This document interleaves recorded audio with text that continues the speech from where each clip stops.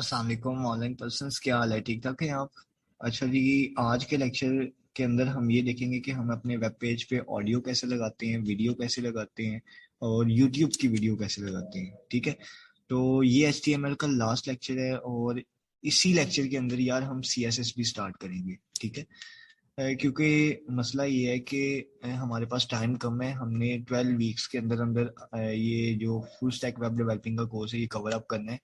तो इंशाल्लाह ताला मैं कोशिश करूंगा कि हम इसी के अंदर ही वाइंड अप कर लें। ठीक है, तो आपसे यही रिक्वेस्ट करूंगा कि यार अगर आपने ये प्रीवियस लेक्चर नहीं ना लिए तो आप लें। ठीक है, क्योंकि देखना है यार, अगर आप कोई एडवांस चीज सीखेंगे तो सबसे पहले आपको बेसिक्स का ही नहीं पता होगा तो आप कैसे ये नया लेक्चर देंगे। ठीक है, तो ये जो मैंने कोर्स ऑफर किया है ना, ये वेब डेवलपिंग अपने फ्रेंड्स को जो मेरे यूनिवर्सिटी फेलो है, तो यार उनसे ये रिक्वेस्ट है कि वो 5 नवंबर तक जो है वो क्लास ज्वाइन कर लें गूगल क्लासरूम की। अदरवाइज ये होगा कि फिर वो मैं कोड चेंज कर दूंगा तो जो आना चाहेगा क्लास के अंदर फिर वो उनकी क्लास किसी और क्लासरूम में होगी, मतलब वो एक नई क्लासरूम होगी और वो पेड होगी।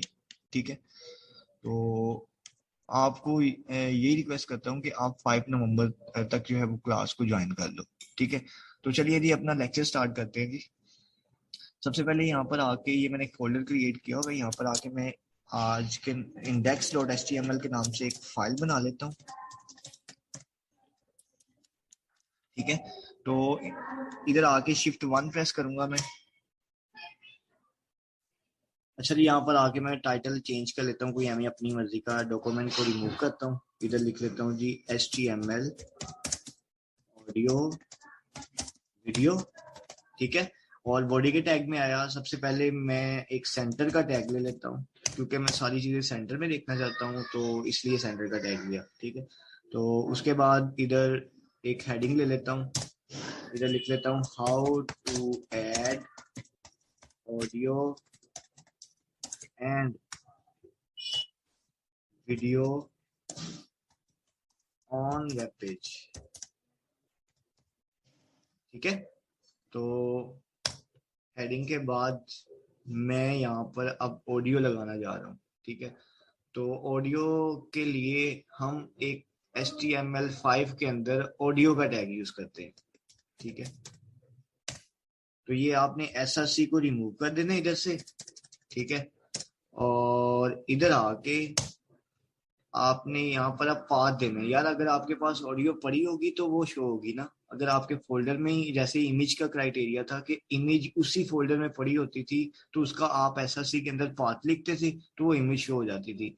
अब क्या करना है आपने, अब आपने ऑडियो लगानी है तो इसके अंदर भी आपने उस ऑडियो का पाथ देना है, मतलब उसका नेम लिखना है। ठीक है, कि वो कहाँ पे पड़ी हुई है। ठीक है, तो इधर आगे आपने एक टैग है, सिंगल टैग है सोर्स, वो यूज करना है। ठीक है, तो ये एक सिंगल टैग है, इसके अंदर आके आपने लिखना है SRC, और SRC के अंदर आपने वो जो मेरे पास एक इसी फोल्डर में ना एक सॉन्ग पड़ा हुआ है dill.mp3। ठीक है, तो मैं इसी को यूज कर लेता हूँ, ये।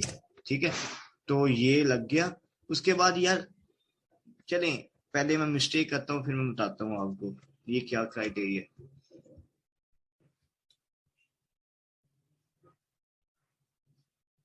ये देखें हेडिंग आ गई है ना, तो ये शो नहीं हुआ। ये क्यों नहीं हुआ? यहाँ पर आके आपने लिखना है जी कंट्रोल्स। ये लिखेंगे तो ये अपने वेब पेज पे शो होगा, नहीं तो नहीं होगा। ठीक है, अब देखते हैं। अब ये देखेंगे शो हो गया, तो कंट्रोल आपने मस्त लिखना है, चाहे आप ऑडियो लगा रहे हो चाहे आप वीडियो लगा रहे हो। अगर ऑडियो लगा रहे हो तो ऑडियो के स्टार्टिंग टैग मतलब ओपनिंग टैग के अंदर आपने कंट्रोल लिखना है। ठीक है, ये आप अपने माइंड में बिठा लें कि ये हमने कंट्रोल लिखना ही लिखना है। ठीक है, जब भी ऑडियो या वीडियो लगानी है, अगर ऑडियो लगानी है तो ऑडियो के टैग के अंदर, आगे जाके मैं बताता हूँ आपको वीडियो कैसे लगाते हैं। ठीक है, तो ये देखिए, इसे मैं प्ले करता हूँ, चले मेरे साथ सॉन्ग एंजॉय करें।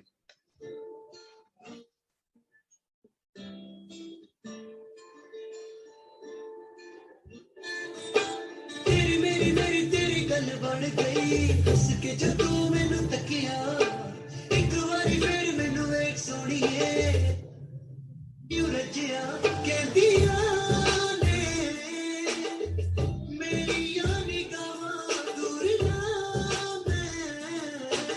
अच्छा जी, इतना ही काफ़ी है। क्योंकि इंजॉय कम ही होता है, हमने अपना लेक्चर भी तो कवर अप करना है ना। तो यार ये देखें आप, इसकी वॉइस भी कम कर सकते हैं, मतलब इसकी साउंड भी इसका कम कर सकते हैं, इसकी आप स्पीड भी इंक्रीज कर सकते हैं और इसे स्टॉप भी कर सकते हैं। तो ये पूरे का पूरा ये क्राइटेरिया है ऑडियो लगाने का, जो मैंने आपको अभी सिखाया है। ठीक है, तो अब देखते हैं जी, हमने वीडियो लगानी है। तो यार ये भी फोल्डर में पड़ी होगी तो लगेगी, जारी सी बात है कि अगर नहीं होगी तो नहीं लगेगी। ठीक है, तो यहाँ पर आके एक वीडियो का टैग है और ये इधर भी एसआरसी को आपने रिमूव कर देना है। इधर लिखेंगे कंट्रोल, अगर ये नहीं लिखेंगे तो ये शो नहीं होगा। ठीक है, और कंट्रोल्स लिख लिया, उसके बाद सोर्स, वही चीज सेम सिंगल टैग, इसके अंदर एसआरसी, और एसआरसी के अंदर ये मेरे पास एक पड़ी हुई है जी फाइल, कॉक स्टूडियो का एक सॉन्ग पड़ा हुआ है। तो चलें अब इसे एंजॉय करते हैं यार आज, क्योंकि मीडिया का लेक्चर है, तो चलें आप एंजॉय ही करें आज। ठीक है, तो अब देखते हैं जी लगी है कि नहीं लगी। ये लग गई है, लेकिन यार ये इसका साइज कोई बहुत बड़ा है, तो आप इसका साइज छोटा भी कर सकते हो, ऑडियो को भी आप विड्थ और हाइट दे सकते हो, इसे भी दे सकते हो, कोई मसले वाली बात नहीं। विड्थ आप दे दो कोई एमी जी 50% काफी है। ठीक है, इसे सेव करते हैं और अब देखें। और अगर आप देखना चाहते हैं जी, इधर एचआर ले लेते हैं और फिर बीआर, ये देखें।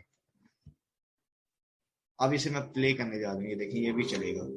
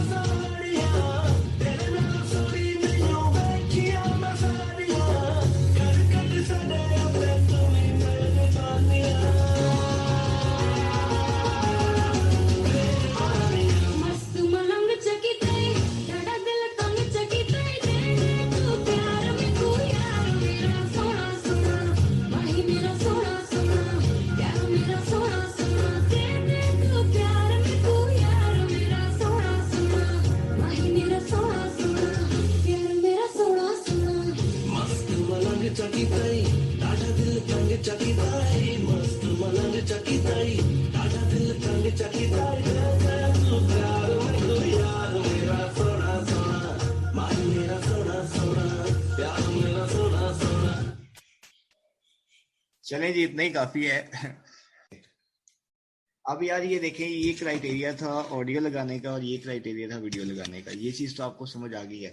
अब यार एक चीज और मैं आपको सिखाने वाला हूँ कि अब हम YouTube की वीडियो कैसे अपने वेब पेज पे शो करवा सकते हैं। तो उसके लिए मेरा भाई यहाँ पर आके मैं एक टैब ओपन करता हूँ और इधर लिखता हूँ जी गूगल यूट्यूब।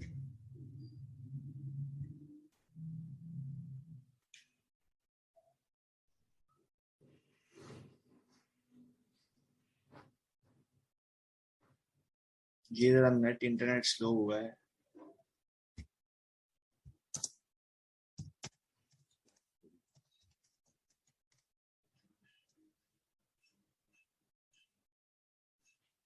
चलें इसी का ही लगा लेते हैं।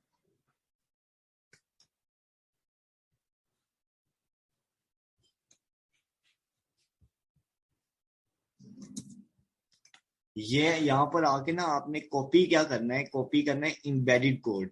ठीक है, कॉपी इम्बेडेड कोड, इसे कॉपी करना है आपने। और इधर आके इधर मैं एक एचआर लेता हूँ, एचआर के बाद दिया, और इधर आके उसे मैं पेस्ट कर देता हूँ कंट्रोल वी से। ये देखें, ये एक आई फ्रेम का टैग है, तो ये लग गया। ठीक है, अब देखना क्या होता है जी। अब मैं वेब पेज पे दोबारा जाता हूँ आपको लेके, ये देखें। अब मैं इसे रिफ्रेश करने लगा हूँ, ये अब आपके पास YouTube की वीडियो आ गई है, ठीक है, सिर्फ एक लिंक कॉपी किया है और अपने कोड में लगाया है और ये आपके पास शो हो गई है, ठीक है। तो इस तरह आप वेब पेज के ऊपर जो है YouTube की वीडियो लगा सकते हैं। ये देखेंगे, ये भी प्ले होता है, इसकी भी आप जैसे वो YouTube पे वो वीडियो चलती है ना, वैसे ही इधर चलेगी, ठीक है, वही इंटरफेस है।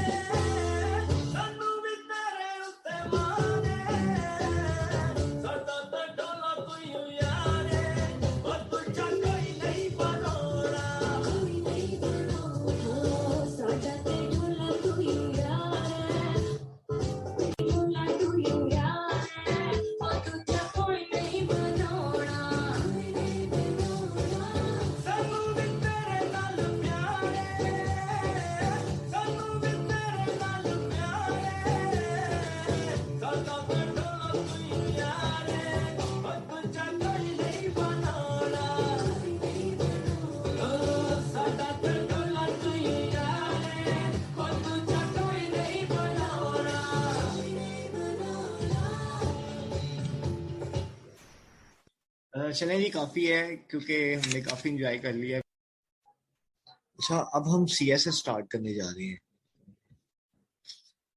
तो सबसे पहले बात कर लेते हैं कि CSS क्या होता है। CSS होता है जी केस्केडिंग स्टाइल शीट, ठीक है, इसकी फुल फॉर्म है, ठीक है। ये डिजाइनिंग के लिए यूज की जाती है, ये टेम्पलेट को खूबसूरत बनाने के लिए, वेब पेज को खूबसूरत बनाने के लिए यूज की जाती है। मतलब HTML that is a structure language, ये इससे तो आप कभी भी अपने वेब पेज को खूबसूरत या टेम्पलेट को खूबसूरत नहीं बना सकते।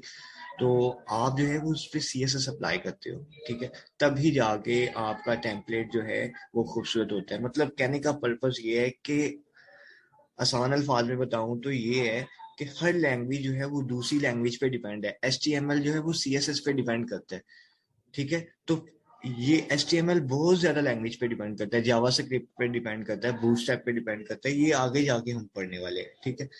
तो CSS अप्लाई करने के 3 मेथड्स होते हैं, एक होता है इनलाइन, दूसरा होता है इंटरनल और तीसरा होता है एक्सटर्नल। आप इन तीनों में से कोई भी मेथड अप्लाई कर सकते हैं।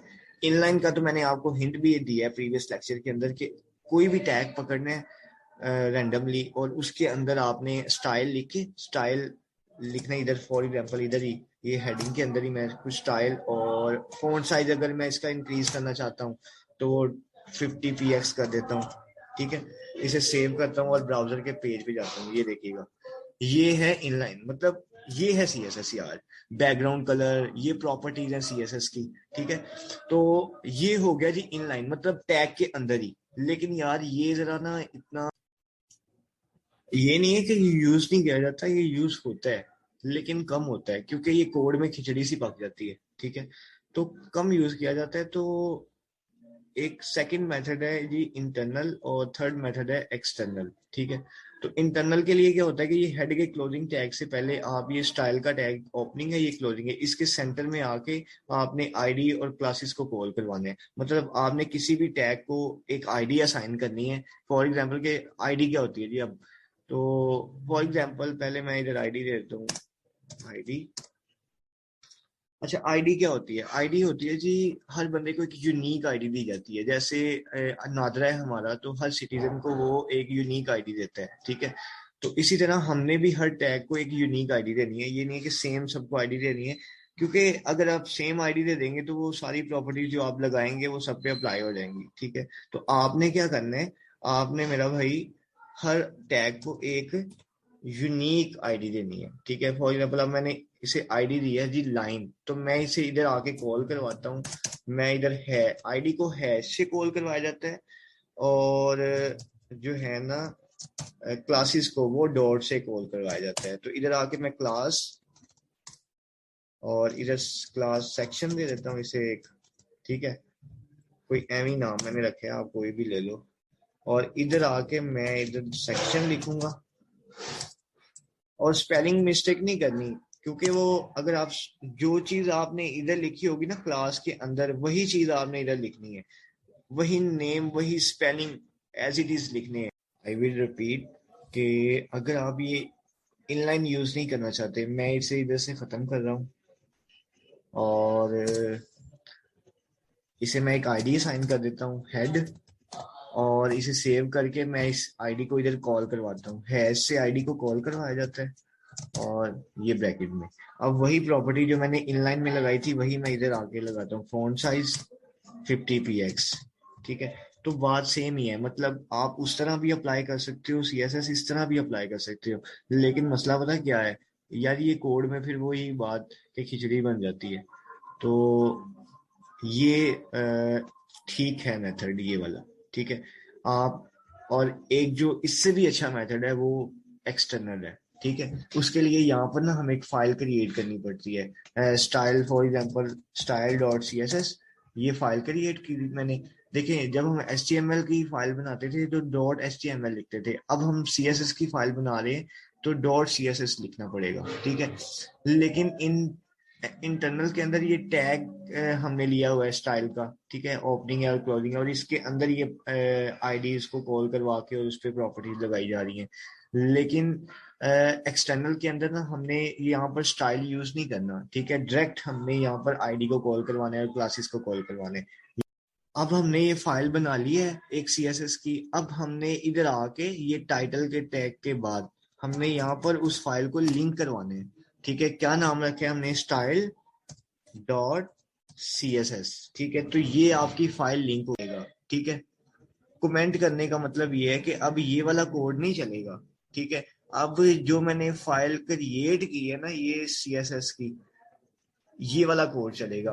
फॉर एग्जाम्पल जो मैंने एच टू को आईडी दी है एक, तो उसे मैं कॉल करवा देता हूँ हेड, और उस पर मैंने एक प्रॉपर्टी अप्लाई की थी phone size, phone size 50 px दी थी ना, पिक्सल्स बोलते हैं px को।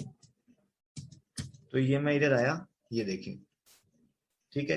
कहने का मकसद ये है कि ये 3 मेथड्स हैं, आप इनमें से कोई भी चूज कर लो जो आपको इजी लगे, ठीक है। इनलाइन कर लो, इंटरनल कर लो, एक्सटर्नल कर लो, वो आपकी मर्जी है, ठीक है। तो चले। अच्छा यार, ये जो मैंने कमेंट किया ना ये कंट्रोल स्लैश से किया है, ठीक है। अच्छा, अब हम मार्जिन पैडिंग देखने जा रहे हैं, ठीक है।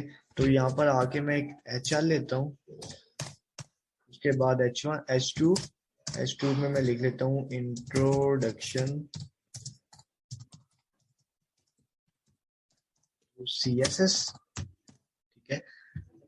अच्छा यार, अभी तक मैंने आपको बताया है अलाइन लेफ्ट, अलाइन राइट, ठीक है, अलाइन सेंटर।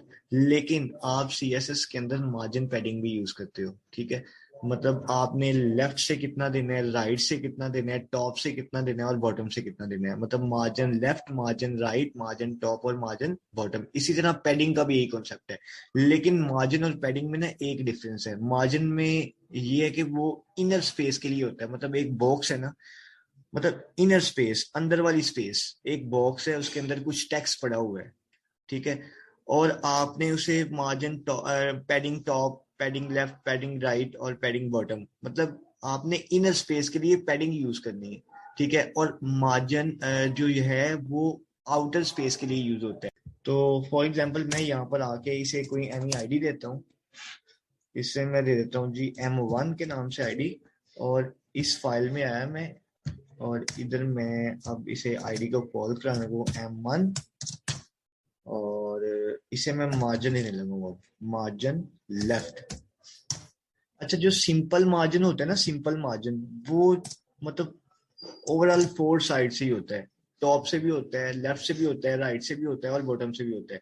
लेकिन जो खाली मार्जिन है ना, लेकिन जो मार्जिन लेफ्ट होता है ना, उसमें ये होता है कि ये जस्ट सिर्फ लेफ्ट से ही होगा, ठीक है। ना तो टॉप से होगा, ना ही बॉटम से होगा, ना ही राइट से होगा, ये जस्ट लेफ्ट के लिए। आप अपनी मर्जी से इसे मार्जिन दे सकते हैं, मतलब ये है सिर्फ लेफ्ट के लिए, ठीक है। अभी मैंने आपको डिटेल से समझाया है कि जस्ट लेफ्ट के लिए, ये सिर्फ लेफ्ट से स्पेस मिलेगी इसे, ठीक है। आप इधर अपनी मर्जी से 20% दे दें, 10% दे दें, 25% दे दें, जितना आपको रिक्वायर है यार, ठीक है। तो इधर कोई मैं आके 20% कर देता हूँ, ठीक है, इसे सेव करके ब्राउजर के पेज पे जाता हूँ। ये देखिए अभी तो ये इसे स्पेस नहीं मिली हुई, लेकिन जैसे ही मैं इसे रिफ्रेश करता हूँ ये देखें स्पेस मिल गई है उसे 20%। तो ये सीन है यार, ठीक है। और पैडिंग होता है इनर स्पेस के लिए, मतलब एक इमेजिन कर लें कि एक डब्बा है, एक बॉक्स है, उसके अंदर कोई टेक्स्ट पड़ा हुआ है, तो यार आप उस अगर टेक्स्ट को मतलब बॉक्स से स्पेस देना चाहते हो, पैडिंग यूज करोगे उसके लिए, ठीक है। इनर स्पेस के लिए पैडिंग यूज करनी है, वो जैसे हम आगे हम करेंगे तो फिर आपको समझ आएगा, ठीक है।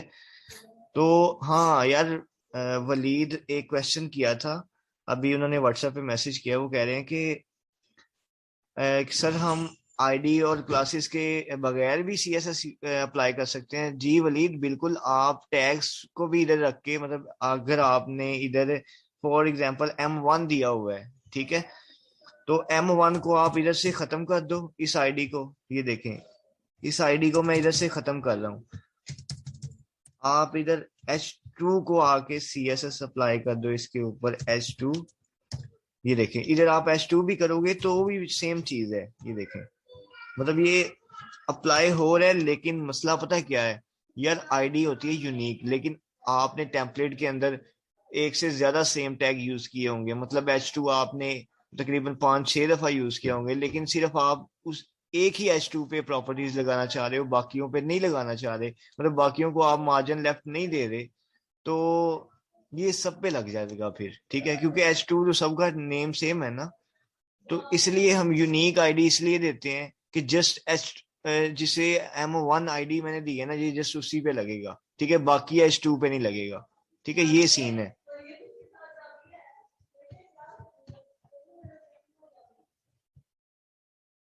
अब यार हम पैडिंग का कॉन्सेप्ट थोड़ा सा देख लेते हैं, पैडिंग क्या होती है, और 2-3 प्रॉपर्टीज और है सीएसएस की, तो वो देखते हैं, ठीक है। तो इसके लिए जो मैं आपको अब समझाने जा रहा हूँ डिव्स के बारे में, मतलब जो ब्लॉक एलिमेंट है ना उनके बारे में बताने लगा हूँ। यार जो टैग्स होते हैं ना जो हमने HTML में यूज किए, ये कुछ ब्लॉक एलिमेंट्स होते हैं और कुछ इनलाइन एलिमेंट्स होते हैं, ठीक है। जो ब्लॉक एलिमेंट होते हैं ना, समझ लें कि ये ब्लॉक एलिमेंट्स वो होते हैं जो 100% विथ पे आते हैं, ठीक है। फॉर एग्जांपल मैं इधर आके एक पैराग्राफ लेता हूँ, और पैराग्राफ के अंदर कोई एमी टेक्स्ट लिख लेता हूँ, जी this is my first paragraph, this is my first paragraph, ठीक है। अब मैं इससे ही कॉपी कर लेता हूँ और नीचे इसे पेस्ट कर देता हूँ, ठीक है, और इसे सेव कर लेता हूँ। यार ये जो ब्लॉक एलिमेंट होते हैं ना, ये 100% विड्थ लेते हैं, ठीक है, मतलब ये एक लाइन में है ना, तो ये सेकंड लाइन में आएगा, ठीक है, तो ये होते हैं ब्लॉक एलिमेंट। लेकिन जो इनलाइन एलिमेंट होते हैं ना, वो ये होते हैं कि जितनी उन्हें जगह चाहिए, ठीक है, जितनी स्पेस चाहिए, जितनी विड्थ चाहिए, वो जस्ट उतनी ही लेते हैं, वो 100% पे नहीं आते, ठीक है। अब मैं आपको वेब ब्राउजर के पेज पे लेके जाता हूँ, ये देखें, अब ये 100% विड्थ पे ये पूरी लाइन में है, ठीक। अब देखें आपने एक पैराग्राफ ये लिया और एक पैराग्राफ ये लिया, ठीक है, तो दो पैराग्राफ लिए, तो ये ऊपर क्यों नहीं आया, मतलब मिसाल फॉर एग्जांपल मैं इससे भी इधर से कट करता हूँ और इधर पेस्ट कर देता हूँ, बात वही है, ठीक है। अब भी देखिएगा कोई चेंजिंग नहीं होगी, क्योंकि ये ब्लॉक एलिमेंट है। एक पैराग्राफ को पी के टैग को 100% भी चाहिए, फिर दूसरे को 100% भी चाहिए, तो ये होते हैं ब्लॉक एलिमेंट्स, ठीक है। लेकिन जो इनलाइन एलिमेंट होते हैं उन्हें जस्ट उतनी ही विड्थ चाहिए जितनी, मतलब वो टेक्स्ट लिखा होगा ना उतनी ही स्पेस चाहिए, 100% पे वो नहीं आएंगे, ठीक है। तो मैं इधर आके एक स्पैन का टैग लेता हूँ, ठीक है, HTML में स्पैन का टैग है, ठीक है, ये इनलाइन एलिमेंट्स है। तो आपने रिसर्च ये क्या करना है, मैं आपको लिस्ट भी सेंड कर दूंगा गूगल क्लासरूम पे कि इनलाइन एलिमेंट कौन कौन से हैं और ब्लॉक एलिमेंट्स कौन कौन से हैं, ठीक है। आप अगर रिसर्च करना चाहें तो रिसर्च भी कर लें इसके बारे में, लेकिन अगर आपको समझ आ गई है तो दैट्स इनफ, ठीक है। दिस इज माय स्पैन,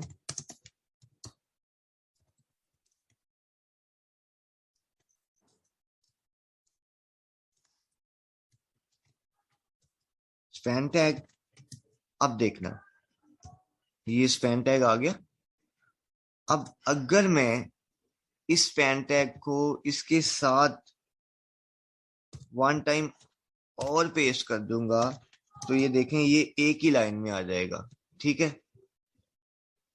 लेकिन पैराग्राफ का टैग क्या हुआ है कि दो पैराग्राफ के टैग लिए हैं तो वो ऊपर नीचे आ गए, मतलब पहले एक पैराग्राफ ही सेकंड लाइन में दूसरा पैराग्राफ। लेकिन जो इनलाइन एलिमेंट्स है ना वो क्या है कि वो एक ही लाइन में आएंगे, ठीक है। वो जस्ट उतनी ही उन्हें स्पेस चाहिए, उतनी ही जगह चाहिए जितनी जितना मैंने टेक्स्ट लिखा हुआ है ना, तो उतनी ही उन्हें जगह चाहिए, ठीक है। तो HTML के अंदर कुछ डिव्स हैं, ठीक है, जिन्हें बॉक्सेस भी बोलते हैं, ठीक है। एक तो है डिव्स का टैग, ठीक है, तो ये भी एक ब्लॉक एलिमेंट है, DIV डिव्स, ये ओपनिंग है क्लोजिंग है, ठीक है। तो ये ब्लॉक एलिमेंट है, ठीक है। लेकिन जो स्पैन का टैग है ये इनलाइन एलिमेंट है, ठीक है। तो इन्हें हम बॉक्सेस भी बोलते हैं, ठीक है।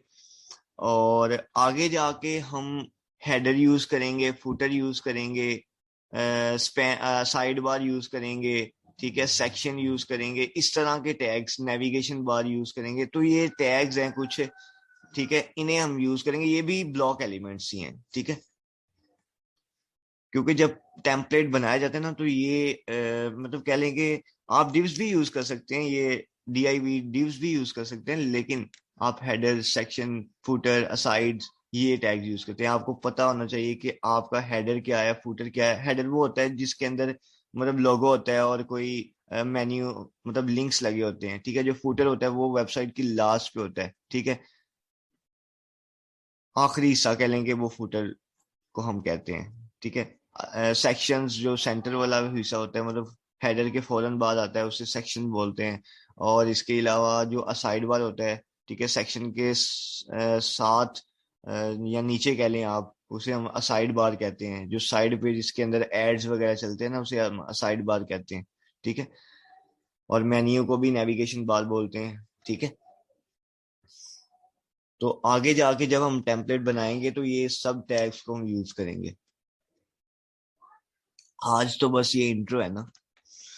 अच्छा, ये डिव्स का कॉन्सेप्ट, तो ये ब्लॉक एलिमेंट है, इससे मैं एक आईडी देता हूँ। आईडी दे के box1 के नाम से मैंने एक आईडी दे दी, और अपने ये CSS की फाइल में आया, और इधर आके अब आईडी को कॉल कराना है तो हैश से कराऊंगा box1 और ये ब्रैकेट, ठीक है। तो इसके अंदर आके अब मैं इसे बॉर्डर देने लगा हूँ, ठीक है। अब इसके अंदर पैडिंग वाला भी कॉन्सेप्ट मैं समझाने लगा हूँ। जो मैंने ऊपर मैंने मार्जिन का सिखाया ना, अब मैं पैडिंग का बताने लगा हूँ, ठीक है। अब इधर आके मैं इसे कोई विथ दे देता हूँ जी, एमी कोई 100%, 120 px कर लेते हैं, और हाइट भी 120 px कर लेते हैं, ठीक है। आप हाइट और विथ परसेंटेज में भी ले सकते हैं, हाइट विथ आप पिक्सल्स में भी ले सकते हैं, ठीक है, कोई मसले वाली बात नहीं। विथ थोड़ा हाइट ना कम लग रही है तो मैं क्या करता हूँ कि इधर मैं कोई 200 px कर देता हूँ।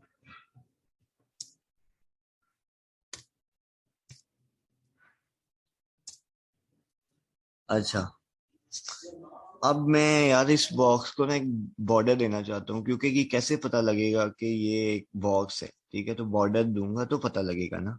तो CSS के अंदर एक प्रॉपर्टी है बॉर्डर, ये शायद मैंने इनलाइन में भी आपको बताई हो बॉर्डर की प्रॉपर्टी।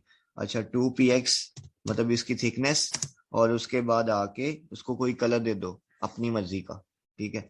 मैं कोई एम इधर आके सॉलिड लिख लेता हूँ। सॉलिड होता है कि ये ब्लैक, मतलब कोई कलर नहीं, सिर्फ ब्लैक होगा। ब्लैक भी आप दे सकते हैं, लेकिन इधर सॉलिड भी आप लिख सकते हैं, कोई मसले वाली बात नहीं। कोई अपनी मर्जी से कलर, रेड, ब्लू, येलो, कोई भी ले लें, कोई मसला नहीं, पर्पल, ग्रीन।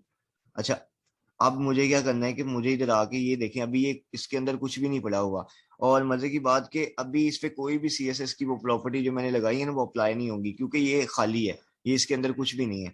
तो इधर मुझे क्या करना पड़ेगा, इधर आके मुझे एक पैराग्राफ लेता हूं मैं, और इसके अंदर लॉरेम, और ये मैंने कोई डिमी टेक्स्ट ले लिया। अब मैं इसे ब्राउजर के पेज पे जाता हूँ और फिर इसे रिफ्रेश करता हूँ, ये देखें।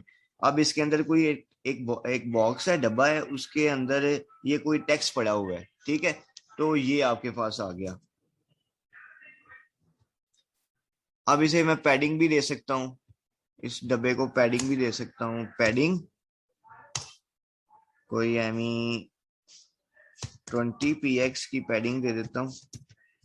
ये देखें, अब पैडिंग से क्या हुआ है कि पैडिंग एक इनर स्पेस के लिए पैडिंग यूज होता है। पहले ये थोड़ा सा कंजेस्टेड था, ठीक है, अब ये थोड़ा सा बड़ा हो गया है, ठीक है, इसका साइज इंक्रीज हो गया बॉक्स का। ये देखें, ये जरा खूबसूरत भी हो गया। अब इधर आके मैं पैडिंग मार्जिन का भी समझाता हूँ।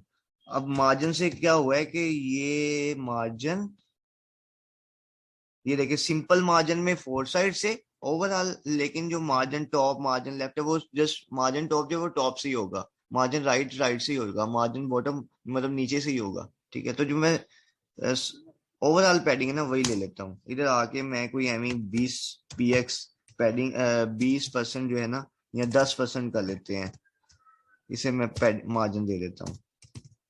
ये देखिएगा, अब इसे ये लेफ्ट से इसे मार्जिन मिल गया है, टॉप से भी मिल गया है, राइट से भी मिल गया और बॉटम से भी मिल गया है, ठीक है। 10% 10% इधर से मिला, 10% पहले ये इधर था बॉक्स, ठीक है। अब 10% इधर से भी ये इधर हो गया, और ऊपर से भी इसे 10% मार्जिन मिल गया, साइड से भी मिल गया और बॉटम से भी मिल गया। यही चीज समझाना चाह रहा हूँ मेरा भाई, मार्जिन जो है वो आउटर स्पेस के लिए यूज करते हैं, और जो पैडिंग है वो इनर स्पेस के लिए यूज करते हैं, ठीक है। अब मैंने इसे पैडिंग दी थी तो ये बॉक्स जो है वो इंक्रीज बड़ा हो गया था, ठीक है। तो ये कॉन्सेप्ट है यार मार्जिन पैडिंग का। आई होप कि ये मैंने देखे बड़े अच्छे तरीके से आपको समझाया, ये आपको समझ आना चाहिए अब।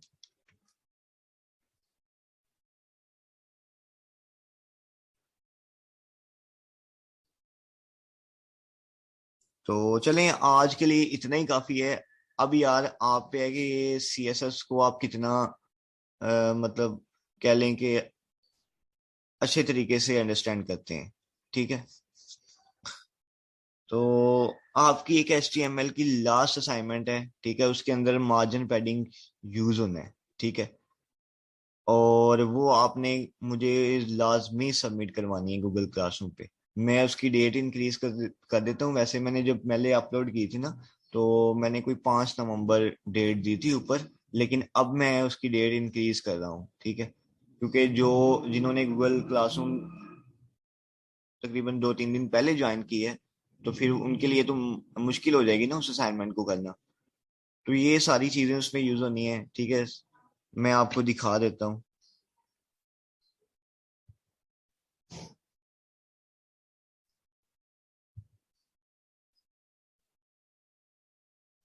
भाई, ये असाइनमेंट है आपकी, ठीक है। ये देखिए, ये लिंक्स है, ये चल रहे भी रहे हैं।